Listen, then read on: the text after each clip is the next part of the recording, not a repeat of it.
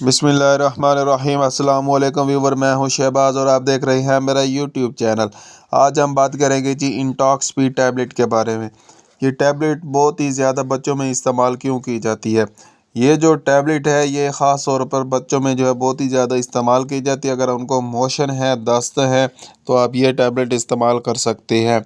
ये टैबलेट जो है डायरिया में बहुत ही ज़्यादा इस्तेमाल की जाती है। अगर आपको लूज़ मोशन है तो आप ये टैबलेट इस्तेमाल कर सकते हैं।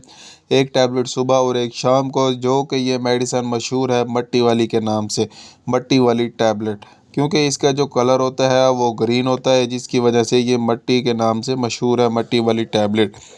इसके अलावा अगर आप ये टैबलेट इस्तेमाल करते हैं तो अगर आपको जितने भी दिनों से यानी कि लूज़ मोशन है ये रुक सकते हैं। बच्चों में जो है बहुत कम सुन बच्चों में जो है आप आधी गोली सुबह और आधी शाम को जो है पीस कर दे सकते हैं, और बड़ों में जो है एक गोली सुबह और एक शाम को इस्तेमाल कर सकते हैं। अगर आपको कोई भी बात समझ नहीं आई तो हमें कमेंट लाजमी करें, और साथ में हमारे चैनल को सब्सक्राइब करें और उस बेल आइकन को प्रेस लाजमी करें। मिलते हैं अगली वीडियो में, अब तक के लिए हमें इजाज़त दें। अल्लाह हाफिज़।